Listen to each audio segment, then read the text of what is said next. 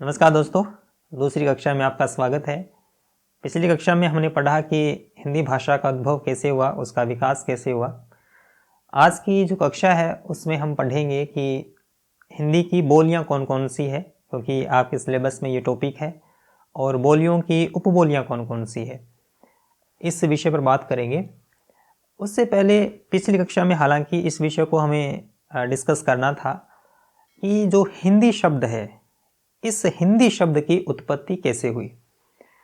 जिस भाषा की हम बात कर रहे हैं उस भाषा का जो नाम है हिंदी,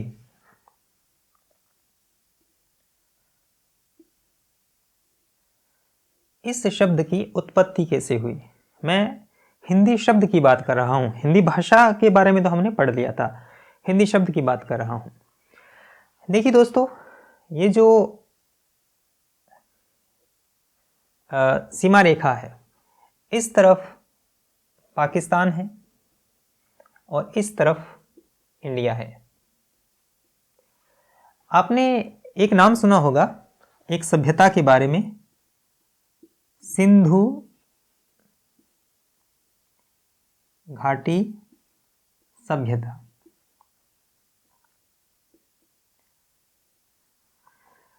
यह जो हमारी रेखा है, रेड क्लिफ जिसको हम जानते हैं, इस तरफ पाकिस्तान है, इस तरफ भारत है।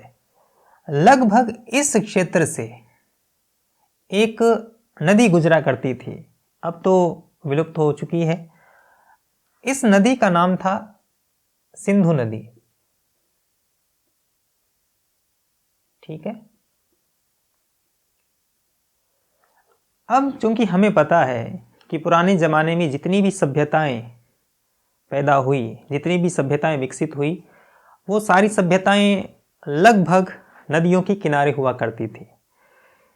इसके पीछे का तर्क ये था कि जल की उपलब्धता हो जाती थी। नदी के किनारे चूंकि वहाँ पानी का प्रवाह होता था, तो आसपास की जो भूमि थी वो उपजाऊ होती थी, तो वहाँ पर खेती करना आसान हो जाता था। तो जितनी भी पुरानी सभ्यताएं थी उनका विकास नदियों के किनारे हुआ। इसी तरह से सिंधु नदी के आसपास भी एक सभ्यता का विकास हुआ, जिसे हम सिंधु घाटी सभ्यता कहते हैं। यह जो सिंधु शब्द है, यह इस नदी का नाम था, और इसके आसपास जो लोग रहते थे उनको सिंधी कहते थे, या सिंधु क्षेत्र में रहने वाले लोगों को इस नाम से पुकारते थे। तो जब विदेशी आक्रांता आए या विदेशी लोग आए ईरान से, तो उनकी जो भाषा थी फारसी, ईरानी जो लोग आए उनकी भाषा फारसी थी, उसको ईरानी भी कहते हैं। ईरान से जो लोग आए थे उनकी भाषा ईरानी या फारसी भी कहते हैं। फारसी भाषा में जो स वर्ड है, ये जो अक्षर है, इसको है कहकर पुकारा जाता है, यानी ध्वनि परिवर्तित हो जाती है। जैसे हिंदी के अंदर जो सप्त है वह फारसी में हफ्त कहलाएगा, स है में बदल जाएगा। अब मैं जब ईरानी या फारसी शब्द बोल रहा हूं, एक ही बात है, ईरानी और फारसी एक ही बात है। ठीक है। इसी तरह से जो संस्कृत में असुर शब्द है, असुर, तो वह फारसी में जाकर अहुर हो जाता है। ठीक है। इसी तरह से इन्होंने जो सिंधु शब्द है, इसको इन्होंने हिंदू बोला।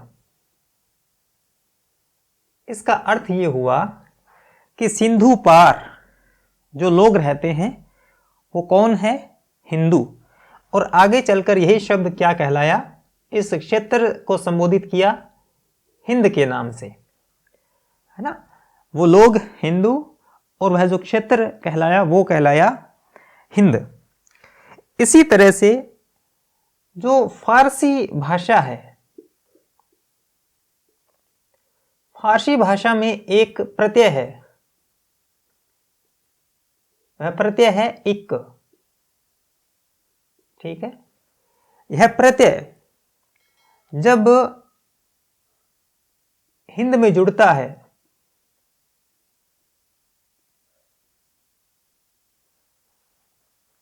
तो यह शब्द बन जाता है हिंदीक। अब हिंदीक का अर्थ यह होता है हिंद का। ठीक है, हिंद का अर्थ यहां पर यह है कि जो भी इस हिंद क्षेत्र का है तो वह हिंदी का कहलाता है, हिंद का कहलाता है। इससे आप भाषा से आशय ले सकते हैं, रीति रिवाजों से आशय ले सकते हैं, धर्म से आशय ले सकते हैं। तो जो ये इक है इसका अर्थ हिंदिक बना, इसका अर्थ का होता है। और जो जो इस क्षेत्र से संबंधित चीज़ें हैं, चाहे वो रीति रिवाज हों, चाहे भाषा हों, चाहे कुछ भी हों, वो हिंदी के कहलाया। यही शब्द आगे चलकर भाषा के अर्थ में कहलाया हिंदी। ठीक है, तो जो ये हिंदी शब्द है ये विदेशी शब्द है।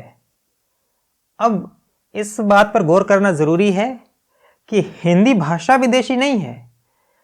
हिंदी जो शब्द है यह विदेशी है, जो ईरानी लोगों ने स का उच्चारण है में किया, इसलिए यह शब्द हिंदी बना। अब यहां पर एक चीज समझना बहुत जरूरी है, वो ये कि जब हम विदेश में जाते हैं तो एक व्यक्ति के रूप में भी हमें हिंदी कहा जा सकता है कि आप कौन हैं, आप हिंदी हैं। ठीक है, कोई रीति रिवाज को संबोधित करते हुए कुछ बोले तो ये जो रीति रिवाज है ये हिंदी रीति रिवाज है। इसका अर्थ क्या हुआ कि हिंदी का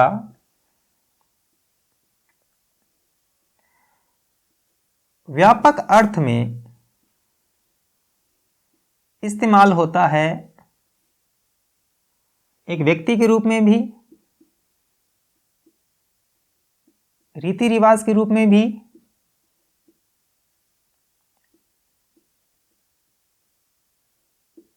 और भाषा या वेशभूषा के रूप में भी।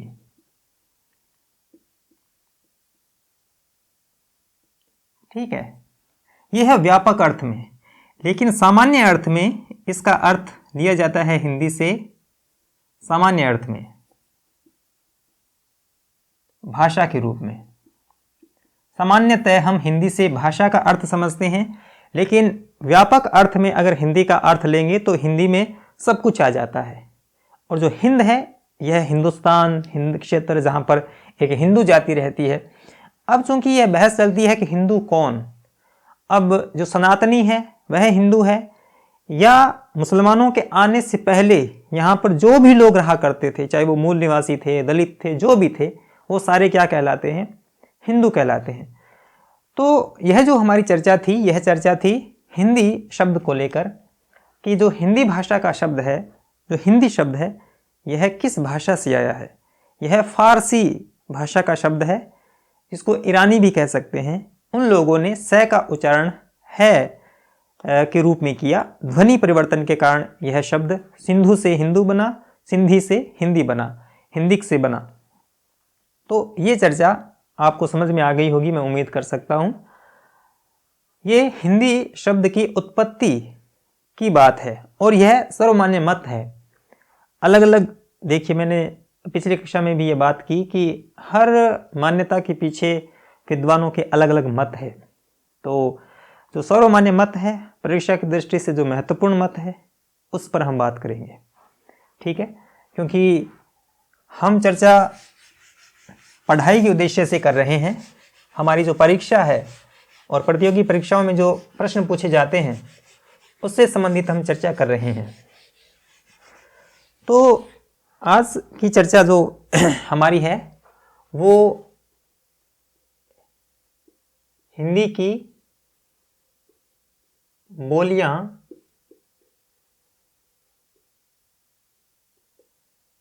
एवं उपबोलियां, इस विषय पर हम बात करेंगे। इस टॉपिक पे हम आज बात करेंगे। देखिए दोस्तों, पिछली कक्षा में हमने जहाँ पर चर्चा छोड़ी थी कि अपभ्रंशों से कुछ उपभाषाओं का जन्म हुआ, उन उपभाषाओं से बोलियों का जन्म हुआ, तो उन बोलियों से कुछ उपबोलियाँ निकली। तो आज की इस कक्षा में हम वो जो बोलियाँ जो निकली थी, जो हमने उपभाषाओं से पिछली कक्षा में हमने चर्चा की थी, अब हम उन बोलियों की बात करेंगे कि वो बोलियाँ कहाँ कहाँ बोली जाती है, उन बोलियों की विशेषता क्या है। बोलियाँ तो 17-18 के करीब हैं। भाषा के अंदर 17-18 बोलियाँ मानी जाती है हिंदी के अंदर। कुछ विद्वान 18 मानते हैं, कुछ विद्वान 17 मानते हैं। अब आप ये मानिए कि हिंदी में कितनी बोलियाँ मानी जाती है? हिंदी में बोलियाँ, अब यहाँ वही बात है, विद्वानों के मत हैं। कुछ विद्वान 17 मानते हैं और कुछ विद्वान 18 मानते हैं। ठीक है, अब बहुत संभव है कि जब भी प्रश्न आएगा तो उसमें एक विकल्प होगा इनमें से, या तो 18 होगा या 17 होगा, दोनों नहीं हो सकते हैं। अगर दोनों होंगे तो प्रश्न में कुछ न कुछ विशिष्ट पूछा जाएगा, किसी विद्वान के बारे में पूछा जाएगा, या फिर कुछ न कुछ प्रश्न में ऐसा दिया जाएगा जो कि दोनों विकल्पों को जस्टिफाई कर पाएंगे, वरना दोनों शब्द, ये दोनों संख्या नहीं आएगी। इस बात को आप गौर से समझिएगा कि मूलतः 18 बोलियां मानी जाती है, कुछ विद्वान 17 मानते हैं। ये बात आप याद रखिएगा। हमने पिछली कक्षा में जो बात की थी, जो हमारे सामने उपबोलियां निकल के आई थी, एक उपबोली थी राजस्थानी हिंदी। ठीक है, एक दूसरी उपबोली थी, उपबोली नहीं, माफ कीजिए, उपभाषा बिहारी हिंदी।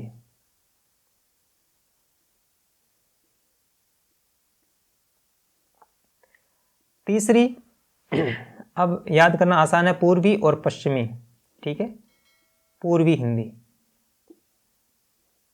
और चौथी थी पश्चिमी हिंदी।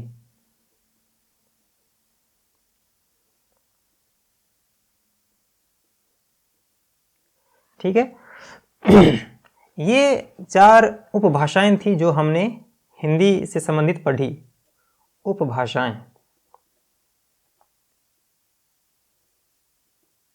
और हमने पढ़ा था कि इनमें से क्या निकली थी?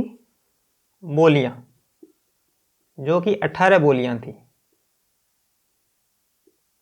अब हम इन बोलियों के बारे में पढ़ेंगे, 2 चीजें पढ़ेंगे इनके बारे में। एक तो पढ़ेंगे क्षेत्र, कि ये किन क्षेत्रों में बोली जाती है। दूसरा पढ़ेंगे इनकी विशेषताएं,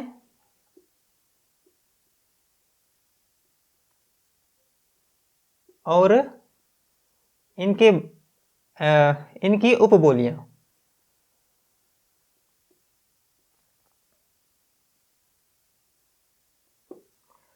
ठीक है, तो ये चीज़ आपके जहन में होगी, क्योंकि पिछली कक्षा का ये मुख्य विषय था। इस कक्षा में हम सारी बोलियां नहीं पढ़ेंगे। सारी बोलियां इसलिए नहीं पढ़ेंगे क्योंकि जो परीक्षा की दृष्टि से महत्वपूर्ण है वही पढ़ेंगे, वरना तो 18 बोलियां हैं। 18 बोलियों की जो क्षेत्र हैं, उनकी जो विशेषताएं हैं वो पढ़ेंगे तो हमारी कक्षा के बाहर का विषय हो जाएगा। हमारा मकसद है कि कैसे भी परीक्षा के अंदर जो प्रश्न लगभग जिन बोलियों से पूछा जाता है उन्हीं के बारे में हम पढ़ेंगे, और मेरा मकसद भी यही है कि परीक्षा केंद्रित ही हम इस कक्षा को रखें। तो शुरुआत हम राजस्थानी हिंदी से करते हैं। ठीक है, उसके बाद में सभी तरह की बोलियों के बारे में हम बात करने की कोशिश करेंगे। यह है राजस्थानी हिंदी। राजस्थानी हिंदी, क्योंकि आपको पता है कि यह राजस्थान में बोली जाती है। कुछ जो मध्य प्रदेश का हिस्सा है, मालवा, कुछ वहां बोली जाती है। कुछ पाकिस्तान की तरफ सिंध का जो इलाका है, कुछ वहां बोली जाती है। ठीक है, ये राजस्थानी हिंदी का क्षेत्र है, इसकी जो बोलियां हैं वो मैं आगे चर्चा करूंगा। आपको पता है कि राजस्थानी भाषा में ट वर्ग की बहुलता है। ट, ठ, ड, ढ, ढ, ये जो लाइन है इसकी बहुलता है। इस वर्ग के जो वर्ण हैं वो राजस्थानी भाषा में ज़्यादा इस्तेमाल किए जाते हैं, ये एक विशेषता है इसकी। मराठी का एक वर्ण है, मराठी का ळ, ये भी राजस्थानी भाषा में क्या है, प्रयुक्त होता है। ळ बोलते हैं ना हम, राजस्थानी वाले तो जानते ही होंगे। जैसे काला है उसको हम काड़ा बोलते हैं, जो पाला है उसको हम पाड़ा बोलते हैं, ठीक है। तो ळ जो ध्वनि है ल से ये मिलती जुलती है, ल के स्थान पर हम ळ ज़्यादा बोलते हैं, तो ये ळ है जो मराठी से आया है, जो राजस्थानी में भी प्रयुक्त होता है। चौथी जो विशेषता है इसकी, जो पुल्लिंग एक वचन है, पुल्लिंग एक वचन, राजस्थानी के अंदर पुल्लिंग एक वचन, उसके नाम के अंत में हम क्या इस्तेमाल करते हैं, ओकरांत इस्तेमाल करते हैं। ओकरांत, ओकरांत का अर्थ यह है कि पीछे ओ की मात्रा लगाते हैं। ओ की मात्रा कैसे, जैसे हिंदी के अंदर जैसे हम सामान्यतः बोलते हैं छोरा, ठीक है, लेकिन हम राजस्थानी में इसको क्या बोलेंगे, छोरो। छोरा तो बहुत ज़्यादा भी हो सकते हैं, लेकिन एक वचन करना है हमें, तो एक वचन के अंदर हम ओ की मात्रा लगाते हैं, छोरो। वैसे ही हम बोलते हैं तारो, ताराचंद हो उसको हम तारो कहते हैं। देवीलाल हो तो उसको हम क्या कहते हैं, देबो। क्योंकि ओक्रांत की मात्रा हम लगाते हैं, जो सिक्का होता है उसको हम क्या लिखेंगे, क्या कहते हैं, सिक्को। तो इस तरह से राजस्थानी भाषा में ओक्रांत की मात्रा भी हम इस्तेमाल करते हैं पुल्लिंग एक वचन में। और अगर स्त्रीलिंग हो तो हम आ का इस्तेमाल करते हैं, जैसे आ, जैसे छोरियाँ हैं, तारा। अगर कोई जो स्त्रीलिंग में कोई देवी हो तो उसको हम देवांग भी कह सकते हैं, है ना, सुरता। तो हम ये आ का इस्तेमाल भी करते हैं जो स्त्रीलिंग एक वचन हो उसमें। जो कारक है को, हिंदी के अंदर जो को है ना, ये राजस्थानी में आकर क्या हो जाता है, ये हो जाता है ने। जैसे अगर हम ये लिखें कि शाम को पतंग दी, ठीक है, तो राजस्थानी में इसको कैसे लिखेंगे, इसको लिखेंगे शाम ने पतंग दी। समझ में आ गई बात। तो को कारक है जिसको परसर्ग कहते हैं, इसके स्थान पर राजस्थानी के अंदर ने का इस्तेमाल होता है। इसी तरह से जो परसर्ग यानी कारक जो से है, उसके स्थान पर राजस्थानी के अंदर सू का इस्तेमाल होता है। जैसे हम अगर कहें दिल्ली से जयपुर, तो राजस्थानी में इसको कहेंगे दिल्ली सू जयपुर, ठीक है। तो से के स्थान पर सू कारक लगता है राजस्थानी के अंदर। ये कुछ विशेषताएं हैं राजस्थानी हिंदी की। ये मैं उम्मीद कर सकता हूं कि आपको समझ में आ गया होगा। जैसे राजस्थानी हिंदी की जो 4 बोलियां हैं वो कहाँ बोली जाती है, पूरे राजस्थान के अंदर। कुछ मालवा का क्षेत्र जो कि मध्य प्रदेश का इलाका है, सिंध का क्षेत्र जो कि पाकिस्तान की तरफ कुछ इलाका है, वहाँ पर राजस्थानी हिंदी का प्रचलन है। ट वर्ग की बहुलता है राजस्थानी के अंदर। मराठी का जो ळ है वो राजस्थानी में प्रयुक्त होता है। जो राजस्थान से संबंधित जो बच्चे हैं उनको पता है कि ळ हम कितनी बार बोलते हैं। पुल्लिंग में ओक्रांत की मात्रा लगती है, छोरो, तारो, देबो, सिक्को, इस तरह से हम शब्दों को, इन नामों को लेते हैं। को के स्थान पर ने कारक लगता है, से के स्थान पर सू का इस्तेमाल हम करते हैं। तो ये बहुत ही आसान है, ये व्यवहारिक चीज़ें हैं जो हम अपने व्यवहारिक जीवन में इनको हम देखते पढ़ते सुनते हैं, तो इसमें कुछ बड़ी बात नहीं है। अब हम राजस्थानी की जो बोलियां हैं उनकी एक एक करके बात कर लेते हैं। मैं इसको मिटा रहा हूं। राजस्थानी की जो पहली बोली है जिसकी हमने कल चर्चा की थी वो है मारवाड़ी।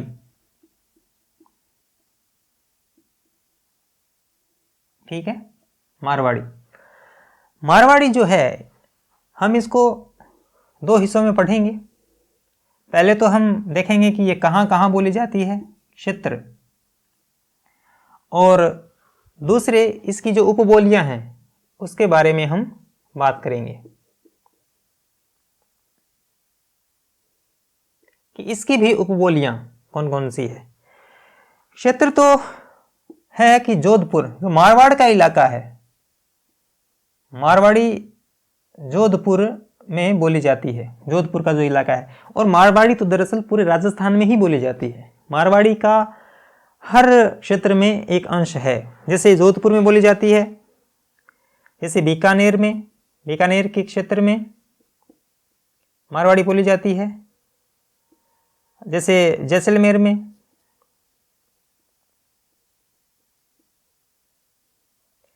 जैसे चूरू में, शेखावाटी वाला इलाका। तो ये कुछ क्षेत्र है, मतलब लगभग भी अजमेर तक आ जाती है ये मारवाड़ी, ये इसके क्षेत्र हैं। अब उपबोलियां मारवाड़ी की कौन कौन सी है ये आप देखिएगा। एक शेखावाटी। यह प्रश्न बन सकता है कि मारवाड़ी की उपबोली कौन सी है, या कुछ उपबोली देकर नीचे ये बोली दी जा सकती है कि इनमें से किस बोली की ये उपबोली है। ठीक है। दूसरी है थली। थली भी मारवाड़ी की उपबोली है। तीसरी है बागड़ी। अब देखिए हम जो बागड़ी बोलते हैं वह मारवाड़ी की ही उपबोली है। चौथी है मेवाड़ी। मेवाड़ क्षेत्र कौन सा है बताया आपको, उदयपुर वाला जो क्षेत्र है, मेवाड़, राजसमंद, तो यहां पर आप उदयपुर भी लिख सकते हैं। तो ये जो मैंने 4 नाम या 5 जिलों के नाम जो लिखे हैं ये तो कम है, मारवाड़ी तो बहुत ज़्यादा विस्तृत इसका इलाका है। तो मारवाड़ी से संबंधित आप ये याद रखिएगा कि क्षेत्र इसका जोधपुर है, बीकानेर, जैसलमेर, चूरू, उदयपुर, अजमेर, जहाँ तक आप खींचना चाहे वहाँ तक ये मारवाड़ी जाती है। उपबोलियाँ ये 4 जो हैं ये आप और भी होंगी, 4 जो है जो आप मुख्य रूप से याद रख सकते हैं, शेखावटी, थली, बागड़ी, मेवाड़ी। अब मारवाड़ी का जो पुराना नाम है, मारवाड़ी का पुराना नाम है डिंगल। डिंगल जो साहित्य लिखा गया था वो मारवाड़ी में लिखा गया था, ये आप याद रखिएगा। एक शब्द और होता है डिंगल के समानार्थी ही तो नहीं है लेकिन ध्वनि एक जैसी है, एक है पिंगल। पिंगल कहते हैं दरअसल ब्रज भाषा में जो साहित्य लिखा गया था उसको, जिस शैली में लिखा गया था। डिंगल और पिंगल दरअसल काव्य की शैलियां हैं। तो जो डिंगल शैली में काव्य रचा गया था वो मारवाड़ी में था, पिंगल शैली में जो काव्य रचा गया था वो ब्रज भाषा में था। ये आप याद रखिएगा। ये मारवाड़ी आपको समझ में आ गई होगी। अब हम अगली बोली की बात करते हैं। अगली बोली है राजस्थानी हिंदी की ही जयपुरी। दूसरी जयपुरी, जिसको दूसरा नाम जो पुराना नाम है इसका ढूंढाड़ी। ढूंढाड़ी कहते हैं, पुराना नाम इसका ये है। अब ये जो जयपुरी ढूंढाड़ी है वही जो हम पैरामीटर जो हमने पहले फिक्स किए, हम क्षेत्र की बात करेंगे कि ये कहाँ बोली जाती है और इसकी उपबोलियां कौन सी है, क्योंकि इस विषय से एक प्रश्न आपसे भाषा के बारे में या बोली के बारे में हमेशा प्रश्न पूछा जाता है हर परीक्षा के अंदर। तो ये जो कक्षा है ये आप इसको नेगलेक्ट नहीं कर सकते हैं, आप इसको नज़रअंदाज नहीं कर सकते हैं, यहाँ से प्रश्न जरूर आता है। तो पहले हम बात कर लेते हैं कि जयपुरी बोली कहाँ जाती है। जयपुरी बोली जाती है जयपुर वाले क्षेत्र में, जैसा कि आपको पता है। कोटा वाले क्षेत्र में कोटा, बूंदी, बारां, हाड़ौती, हाड़ौती जैसे यही क्षेत्र है, जैसे इस इलाके में यह बोली बोली जाती है। अब इसकी जो उपबोलियां हैं उसको आप एक एक करके पढ़ें। जो तोराबाटी है,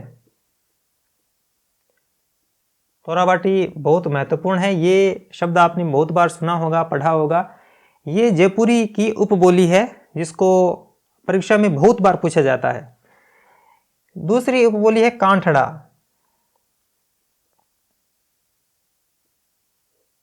ठीक है।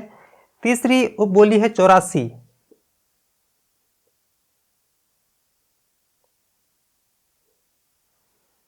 और चौथी उपबोली है अजमेरी।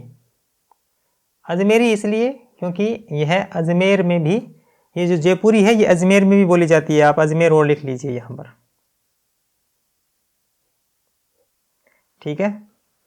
और पांचवी है हाड़ौती। ये जयपुरी की उपबोलियां हैं और ये क्षेत्र हैं। इसको आपको याद रखना है क्योंकि महत्वपूर्ण है। महत्वपूर्ण आप ये लगाइएगा परीक्षा की दृष्टि से, जो तोराबाटी है और पिछली जो मैंने पढ़ाई थी थली, अपने मारवाड़ी में थली, शेखावाटी भी और तोराबाटी, तोराबाटी आप जरूर याद रखिएगा, ठीक है। ये होगी जयपुरी। अब हम अगली बोली की बात करेंगे।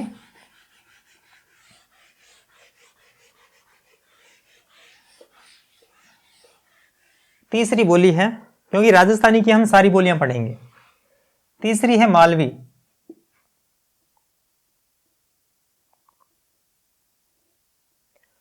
मालवी का जो नाम है, ये मालवी शब्द, ये पड़ा है मालवा से।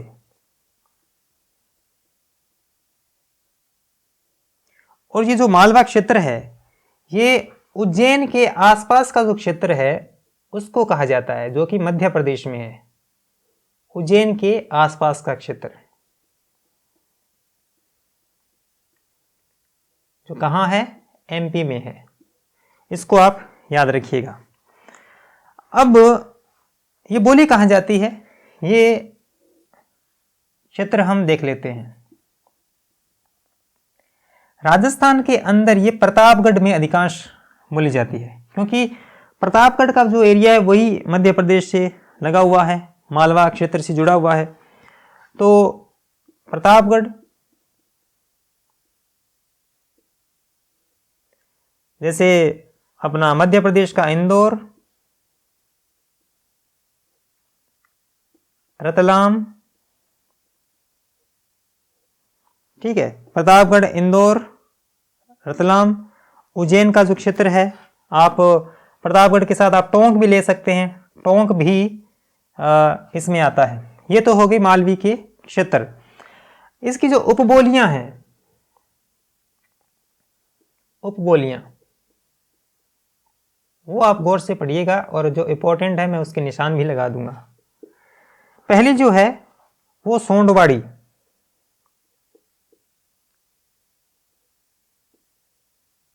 ये बोली मालवी की उपबोली है। हाँ, अब ये जो है ना रांगड़ी, ये नोट कर लीजिएगा, अंडरलाइन कर लीजिएगा। रांगड़ी पूछी जाती है कि रांगड़ी कौन सी बोली की उपबोली है, तो आप मालवी कर सकते हैं। तीसरी है पाटबी, और चौथी है रतलामी, क्योंकि रतलाम हमने क्षेत्र भी लगाया है, तो रतलामी उस क्षेत्र में जो बोली जाती है वो बोली है। तो ये तो हो गई मालवी, इसको प्रतापगढ़, टोंक, राजस्थान के जो 2 जिले हैं, इंदौर, रतलाम, उज्जैन के आसपास के क्षेत्र में ये बोली जाती है। उपबोलियाँ सोंडवाड़ी, रांगड़ी, पाटबी और रतलामी। अब ये जो रांगड़ी है और रतलामी है, ये आप याद रख लीजिएगा। या तो सारी ही करनी है, लेकिन जो मुख्य है, जो परीक्षाओं में बारंबार पूछी जाती है, उस पर हमारा ध्यान ज़्यादा होना चाहिए। या तो मालवी की पूछी जा सकती है, या उपबोली देकर बोली पूछी जा सकती है। तो 2-3 तरीके हो सकते हैं प्रश्न पूछने के, उसको आप ध्यान में रखिएगा। अब हम चौथी बोली के बारे में पढ़ेंगे जो है मेवाती। चौथी है मेवाती। ठीक है। महत्वपूर्ण ये है कि मालवी जो बोली है ये मध्य प्रदेश से जुड़ी हुई है। मेवाती है ये हरियाणा यूपी से जुड़ा हुआ जो क्षेत्र है वो मेवात क्षेत्र कहलाता है। मेवाती जो शब्द है ये मेवात क्षेत्र में बोली जाती है, इसलिए ये मेवाती कहलाती है। और यह मेव जाति के द्वारा बोली जाती है। मेव जाति के द्वारा बोली जाती है।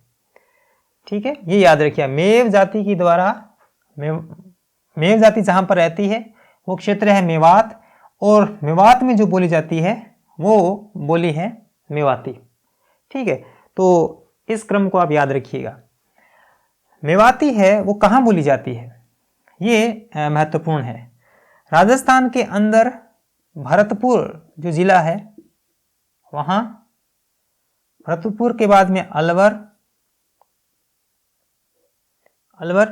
ऊपर जब जाएंगे हरियाणा की तरफ तो गुरुग्राम, अब पहले तो इसका नाम था गुड़गांव, अब इसको कहते हैं गुरुग्राम।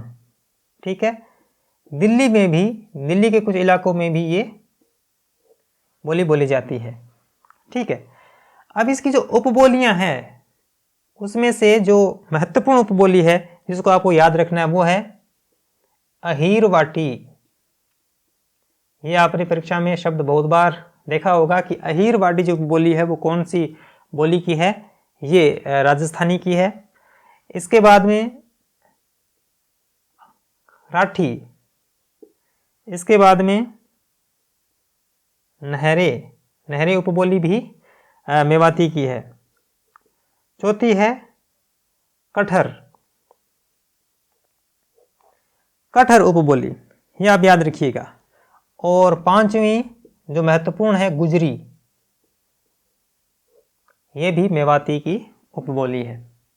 मोटा मोटी इस टॉपिक में जो प्रश्न बनता है वो दो ही तरीके से बनता है, या तो उपबोली पूछी जाएगी किस बोली की है, या ये जो बोली है ये कौन सी उपभाषा से संबंधित है। ठीक है, और जो उपभाषा है वो कौन से अपभ्रंश से संबंधित है। ये आपको पूरा क्रम है जो आपको याद रखना है, जो मैंने भी उसी तरह से पढ़ाने की कोशिश की है कि आपको एक सिलसिलेवार तरीके से पढ़ाया जाए ताकि पूरा सिनेरियो समझ में आ जाए, एक पृष्ठभूमि समझ में आ जाए। इसी तरह से आपसे क्षेत्र पूछा जा सकता है कि भरतपुर अलवर में बोली जाने वाली बोली कौन सी है, तो मेवाती है, क्योंकि ये मेवात क्षेत्र से जुड़ा हुआ एरिया है। ये हो गई मेवाती, और ये सारी बोलियां राजस्थानी हिंदी की थी जो चारों की चारों मैंने आपको करवा दी है। अब जो आगे बोलियां हैं वो उनमें से मैं जो महत्वपूर्ण है वही करवाने की चेष्टा करूंगा जो कि हमारी परीक्षा की दृष्टि से महत्वपूर्ण हो। अब अगली जो उपभाषा है वो है 2 नंबर, अब मैं लगा लेता हूं बिहारी हिंदी।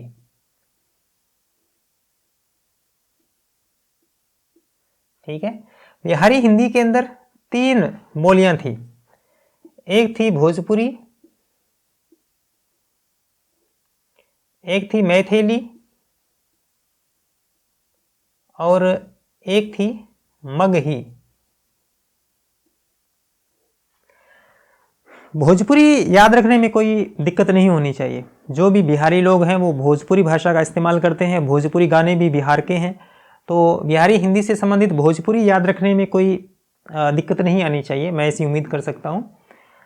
दूसरी जो बोली है मैथिली, आपने मैथिली ठाकुर के गाने भजन सुने होंगे। मैथिली ठाकुर जो गायिका हैं, अब वो विधायिका बनी हैं, तो मैथिली ठाकुर बिहार से है और अब उन्होंने बिहार से ही चुनाव लड़ा था, जीते भी हैं वो।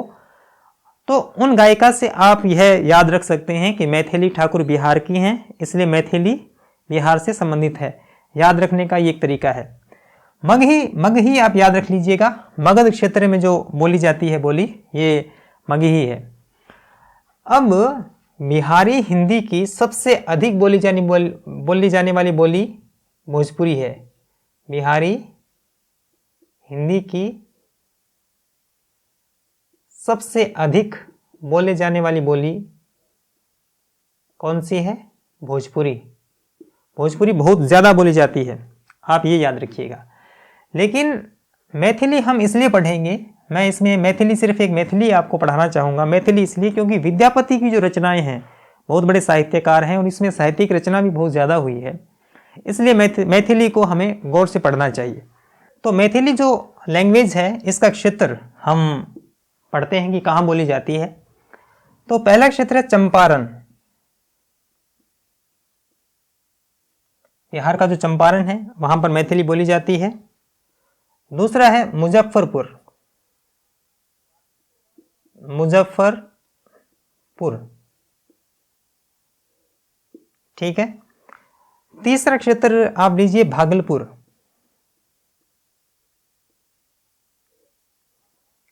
चौथा दरभंगा। ये जो ज़िले हैं बिहार से संबंधित हैं और आपने इनके नाम सुने होंगे।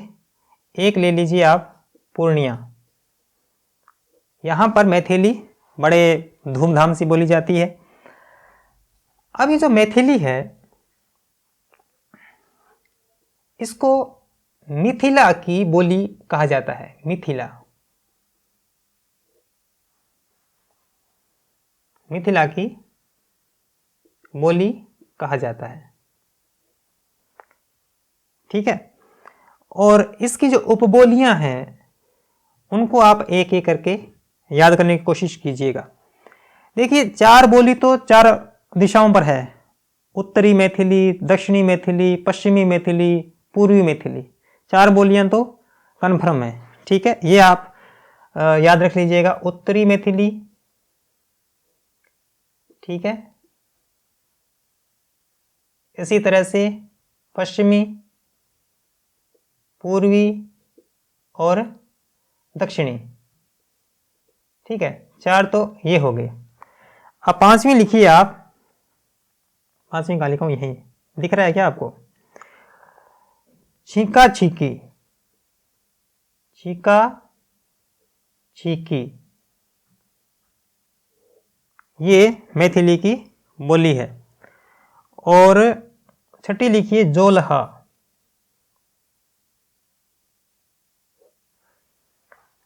जोलहा, छीका छीकी, उत्तरी मैथिली, पश्चिमी मैथिली, पूर्वी मैथिली, दक्षिणी मैथिली, ये यहाँ पर मैथिली समाप्त हो जाती है। हमें इतना याद रखना है, छीका छीकी और जोलहा।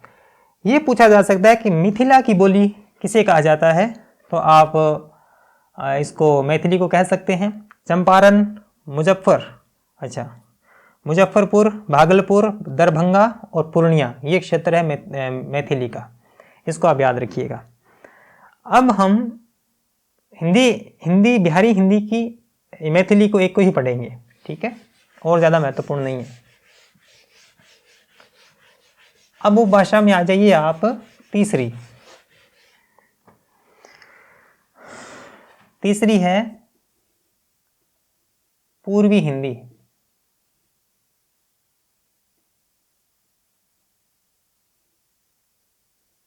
ठीक है। पूर्वी हिंदी में हमने जो बात की थी, अवधी, बघेली, छत्तीसगढ़ी, तीन बोलियों के बारे में बात की थी हमने। अवधी, बघेली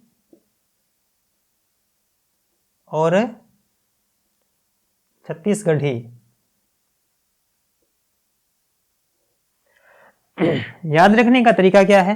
पूर्वी हिंदी, भारत का जो पूर्वी क्षेत्र है वहाँ पर अवधी बोली जाती है।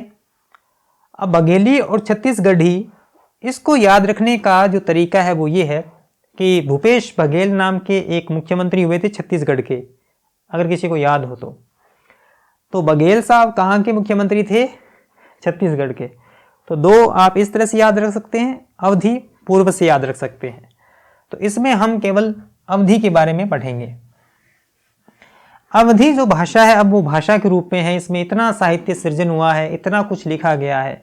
आपको पता है कि अवधी में रामचरितमानस लिखी गई है तुलसी के द्वारा। रामचरितमानस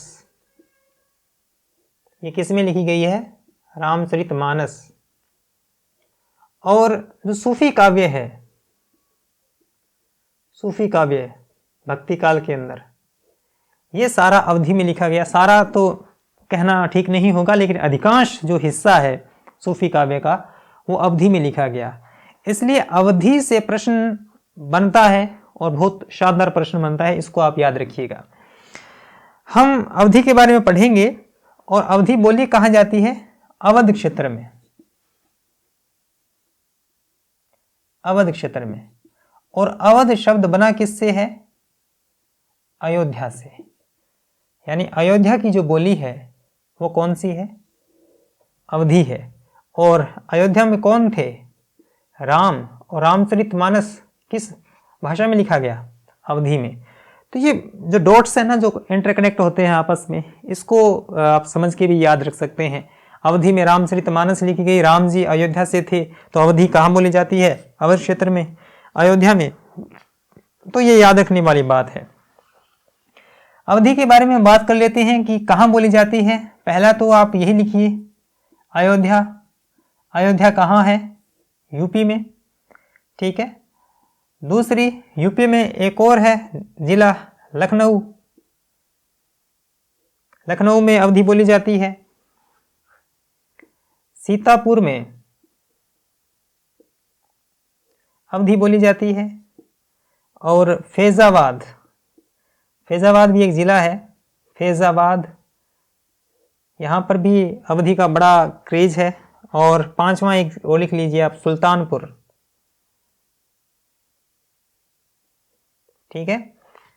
यहाँ इन जिलों में अवधि बोली जाती है, इसको आप याद रखिएगा। जो उपबोलियां हैं अवधि की, उपबोलियां, उनमें सबसे महत्वपूर्ण है बेसवाड़ी। और यह प्रश्न तो बार बार पूछा जाता है कि बेसवाड़ी किस भाषा को कहा जाता है, किस बोली को कहा जाता है। तो आप आंख मूंद के बता सकते हैं कि अवधि को बेसवाड़ी कहा जाता है। जो दूसरी उपबोली है वो है मिर्जापुरी, मिर्जापुरी। और तीसरी है बघौनी। ये तीन उपबोलियां हैं।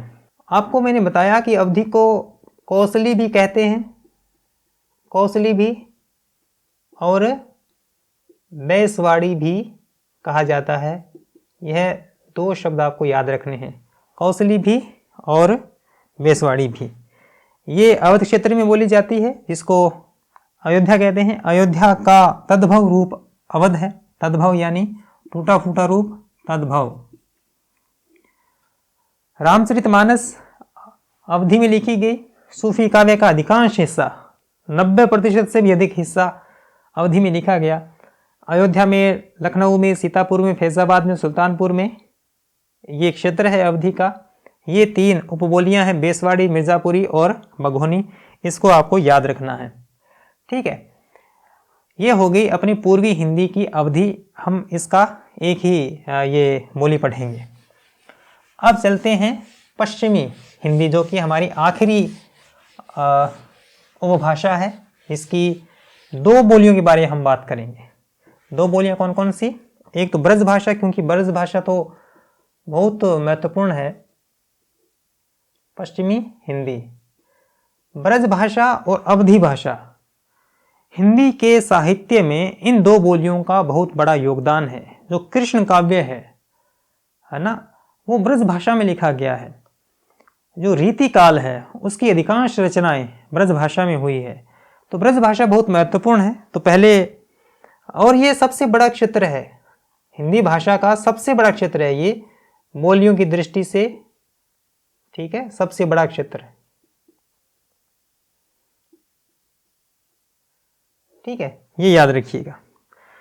ब्रज जो शब्द है, मैं इसकी ब्रज भाषा के बारे में हम बात करते हैं, ठीक है। ब्रज भाषा,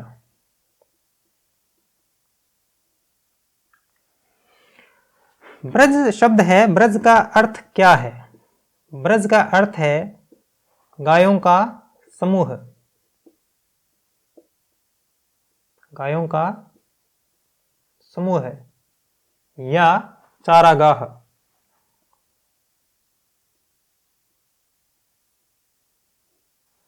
ठीक है, तो यहाँ पे जो ब्रज क्षेत्र में, ये ब्रज क्षेत्र जहाँ पर, क्योंकि आप कृष्ण के ज़माने से अगर देखें तो वहाँ पर गोपालन अधिक हुआ, वहाँ पर गायें वगैरह चराई जाती थी, उस क्षेत्र को ब्रज कहा गया।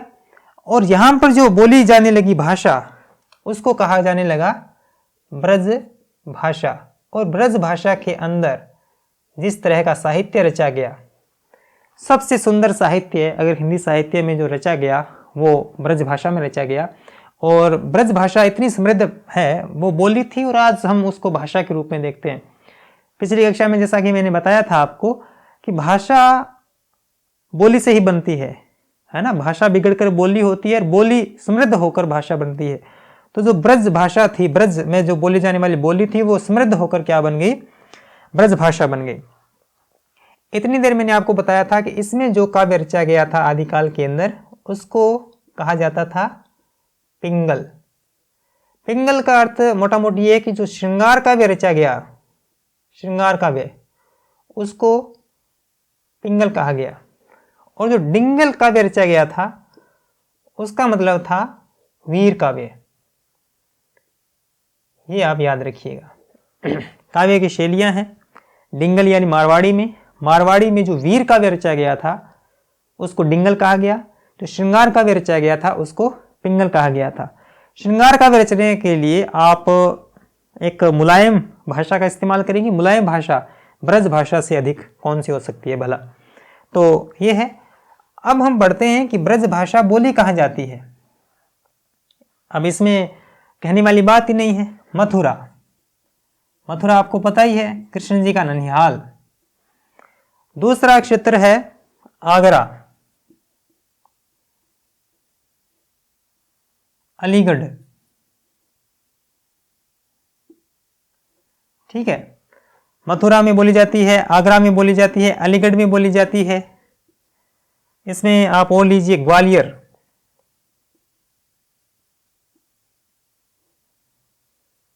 इसमें भरतपुर अपना जो हिस्सा है राजस्थान का, भरतपुर और करौली, ये क्षेत्र है, यहाँ पर ब्रज भाषा बोली जाती है। अब ब्रज भाषा की उपबोलियां कौन कौन सी है, उन पर हम नजर डालते हैं। एक उपबोली है भुक्सा, भूक्सा। और सबसे महत्वपूर्ण अंतर्वेदी।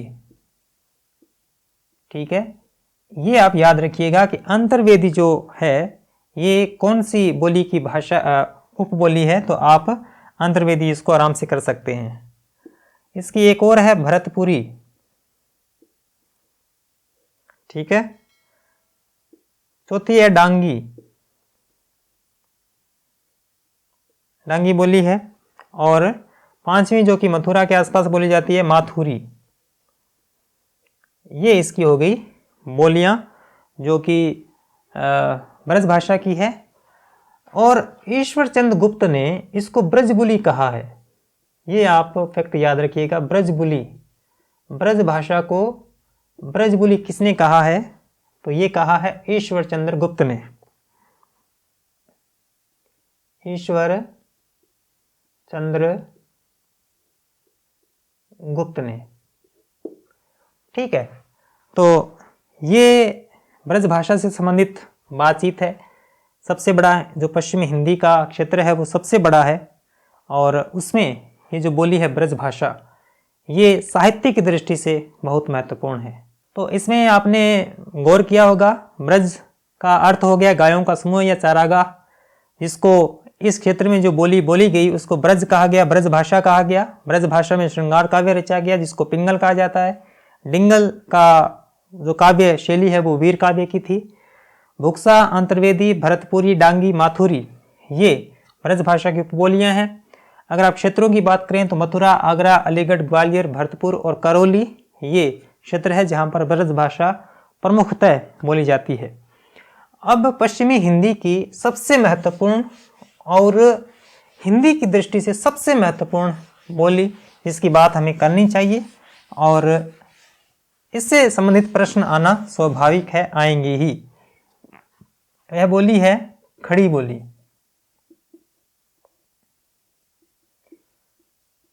हिंदी का जो मानक आधार है, आज हम जिस भाषा को हिंदी कहते हैं, जो सरकार की तरफ मानक हिंदी का जो प्रारूप हमारे सामने रखा गया है, उसका आधार खड़ी बोली है। अगर यह प्रश्न आ जाए कि मानक हिंदी का आधार कौन सी बोली है, तो वह खड़ी बोली है। खड़ी बोली को कौरवी भी कहा जाता है, कौरवी, ठीक है। और ये कौरवी किसने कहा है? ये कहा है राहुल सांकृत्यायन ने, राहुल सांकृत्यायन ने, माफ कीजिएगा, सांकृत्यायन ने, राहुल सांकृत्यायन ने खड़ी बोली को कौरवी कहा है। और यही बोली हमारी मानक हिंदी का, मानक जिसको हम आज हिंदी कहते हैं, मानक हिंदी का आधार है, ठीक है। अब सबसे महत्वपूर्ण सवाल ये है कि खड़ी बोली का मतलब क्या है? ये खड़ी बोली कहाँ खड़ी है ना? सबसे महत्वपूर्ण तो यही है कि ये खड़ी बोली क्यों है, आड़ी क्यों नहीं है। तो इसका अर्थ भी विद्वानों ने किया है कि खड़ी बोली का अर्थ क्या है, ठीक है। किसी ने कहा कि इस भाषा में खड़ी पाई लगती है, खड़ी पाई लगती है ना, जैसे हम ये लगाते हैं, ये लगाते हैं, ये जो लाइन लगाते हैं, खड़ी पाई, तो ये खड़ी का अर्थ खड़ी पाई से संबंधित है। किसी ने कहा कि खड़ी पाई से इसका संबंध है, पाई से संबंध। और ये संबंध किसने माना है? ये संबंध माना है किशोरी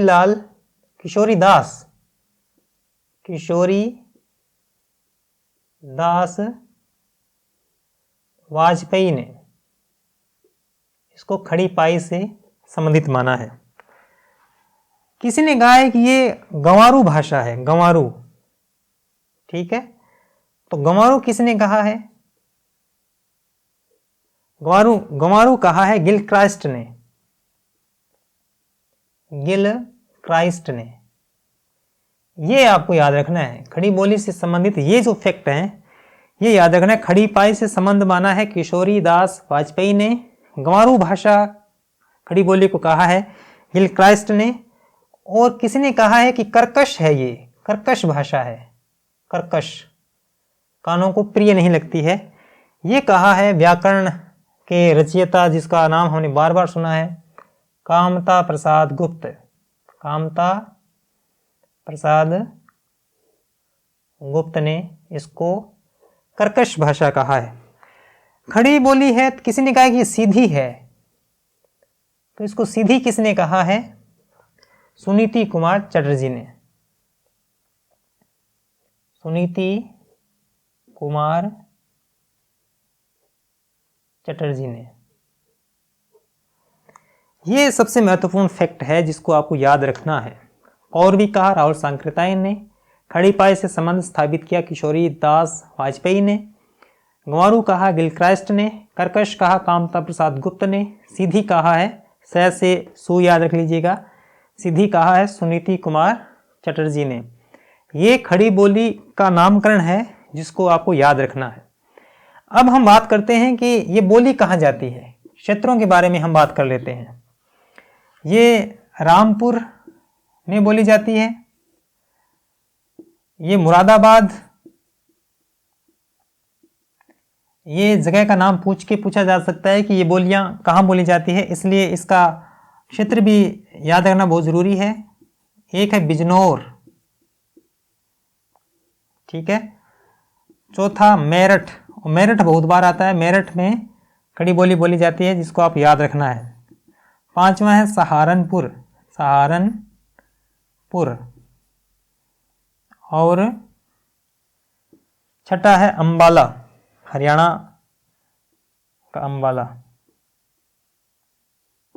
ठीक है। तो ये पश्चिमी हिंदी की खड़ी बोली, पश्चिमी हिंदी की हमने 2 बोलियों के बारे में बात की थी, ब्रज भाषा के बारे में और खड़ी बोली के बारे में। खड़ी बोली को कौरवी राहुल सांकृत्यायन कहते हैं, ये मानक हिंदी का आधार है और ये सारी जो नामकरण है ये विद्वानों के साथ मैंने आपको बता दिए हैं। खड़ी बोली के अर्थ से संबंधित इन्होंने नामकरण किया है, जिसका अपना अलग अलग मत है, वो अलग अलग मत आपको याद रखना है। मोटे तौर पर ये आपको याद रखना है, कौरवी, कौरवी का पूछा जा सकता है कि खड़ी बोली को कौरवी किसने कहा? राहुल सांकृत्यायन ने। राहुल सांकृत्यायन बहुत बड़े मनीषी विद्वान हुए हैं, वो हम आगे अब जब साहित्य पढ़ेंगे तो आपको राहुल सांकृत्यायन के बारे में बताएंगे। खड़ी पाई से संबंध किशोरीदास वाजपेयी ने किया है। और कर्कश, कै से कामता प्रसाद याद रख लेना, सै से सुनीति कुमार चटर्जी याद रख लेना, गंवारू से ग याद रख लेना। देखिए कितना आसान है, मतलब उलझते ही नहीं है। गंवारू गिलक्राइस्ट, कर्कश कामता, सीधी सुनीति कुमार, और खड़ी पाई है तो पीछे पई है, वाजपेयी है तो पई से पाई, मतलब सारे विद्वानों के नाम उन्होंने जो नामकरण किया है उसमें अपना भी कुछ न कुछ हिस्सा छोड़ दिया जिससे हम याद रख सकते हैं। कौरवी राहुल सांकृत्यायन ये अलग है, ये आप याद रख लीजिएगा। तो ये हुई आपकी हिंदी की बोलियां और उपबोलियां, उपबोलियों की कुछ विशेषताएं, कुछ उनके नामकरण और उनके क्षेत्र। सेकंड ग्रेड की परीक्षा से संबंधित मैं उम्मीद कर सकता हूं कि इससे बाहर न जाए, और क्योंकि मैंने पहली कक्षा में भी ये क्लियर किया था कि कक्षा एक मार्गदर्शन है, पढ़ने का एक सलीका है। जो आप सिलेबस पढ़ रहे हैं उसको ठीक तरह से कैसे पढ़ें उसकी एक रूपरेखा है। कक्षा बस इतना ही कर सकती है किसी भी अध्यापक की। तो यह मेरा प्रयास है और इस प्रयास में आप भी जुड़े हुए हैं, इसके लिए मैं आपका बहुत धन्यवाद देता हूँ। और ये कक्षाएं लगातार चलती रहे, ये सिलेबस पूरा हो, इसके लिए आपके सपोर्ट की आवश्यकता है। और इस YouTube चैनल पर निःशुल्क क्लासों के साथ अगर आपका कोई सहयोग है, वो सहयोग हो सकता है कि आप कक्षा को लाइक करें, अगर आपको ठीक लगती है तो कमेंट करें कि आपको कैसा लगा, और इन कक्षाओं से संबंधित कोई प्रश्न है आपका तो वो कमेंट बॉक्स में ज़रूर लिखिए।